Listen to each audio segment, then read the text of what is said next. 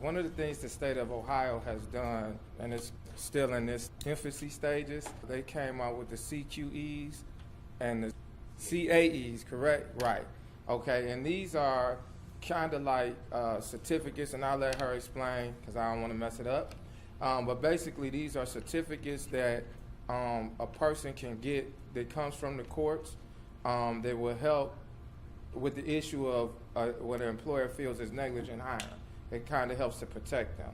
So I will let her come up and explain this. and I will say this. We just met 2 weeks ago in Mr. King's office, and I asked her to come. I told her about the event, and she was not only here, but she came to the job fair we did last week at Catholic Charities. And thank you for inviting me. Good morning. My name is Suzanna Brooks. I work for the Department of Rehabilitation and Corrections. And there have been a lot of sentencing reform changes within the past couple years with House Bill 86, and then there's also been changes with Senate Bill 337, which is where these certificates kind of generated from. The Certificate of Achievement and Employability, which is what we refer to as the CAE because their names are too long, is basically a certificate that can be petitioned for while you're in the institution or while you are on supervision with the state, whether that be parole or post-release control. There are certain requirements that you have to meet. You have to have vocational training while you're in the institution. You have to show some rehabilitative change, whether it be getting your GED, anything like that. You have to complete community service, and you have to complete a cognitive behavioral program. The one thing that must be completed while you're in the institution, most definitely, is the vocational program. And all of our institutions are pretty well versed in having vocational programs available to our inmates, but that's the one thing that must be completed in the institution. Anything else can be completed whether it be in the institution or while you're on supervision with parole or PRC. The point of that certificate is really, and both certificates really, were initially developed to kind of aid our ex-offender population in receiving licenses. So when you go to the state licensing board, some boards would automatically disqualify you from getting a license based on your felony convictions. A big example that I always utilize is that if you were convicted of drug trafficking, you could not get a cosmetology license.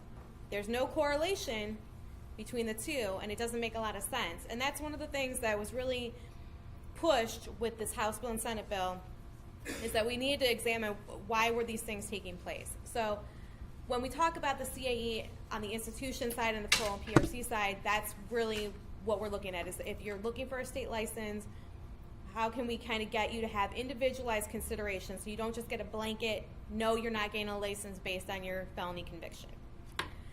As for the Certificate of Qualification for Employment, which is the CQE, and I'm a little bit more involved with that process, that petition is actually going to be granted by the Court of Common Pleas in the county of which you reside.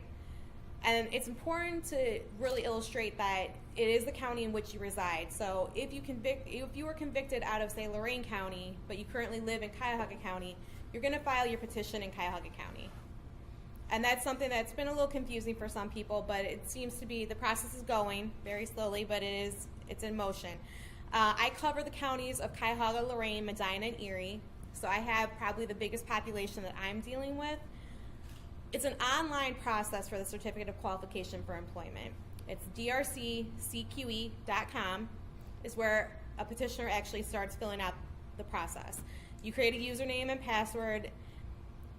It's not incredibly user-friendly. It takes some time, but there's an instruction manual on the website to help you guide through the process. All you have to do is take the time to actually go through it and read it. And it'll give you step-by-step what we're looking for.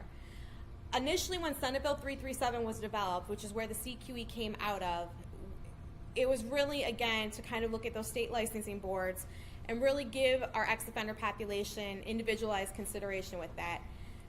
As we started examining some of those things, we noticed that with the state licensing boards, it's great that we have that tool, but a lot of our ex-offender population is just having problems finding employment in general.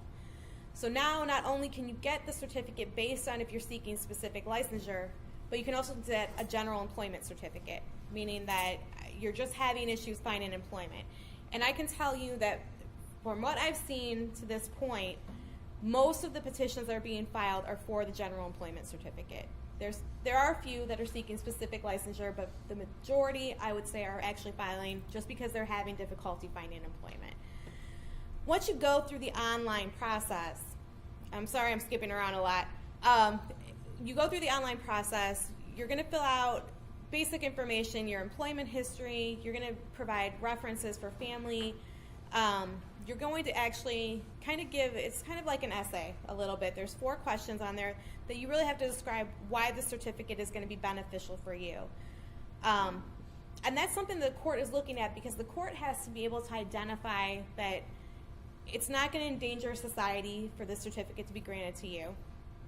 And that we actually have to show that you have suffered some type of collateral sanction based on your felony conviction. And I'm sure most are familiar with what a collateral sanction is, but it's those things that, in addition to the felony conviction that you have, are barriers for you that are part of your sentence, and that's going outside the scope of prison time, jail time, fines, court costs, all that. It's like that whole, I got convicted of drug trafficking, now I can't go get my cosmetology license. And that's where that comes into play. And there's a lot of collateral sanctions that have been identified, and the list continues to grow based on all the different felony convictions and all the different licensing boards that we utilize. There's so many that, and it's kind of hard to navigate, but there is also a website for that, and I can provide you that information. I can give you guys a packet of information. If any of you want my information, I will give you a card, and I can give you everything that I have on both certificates.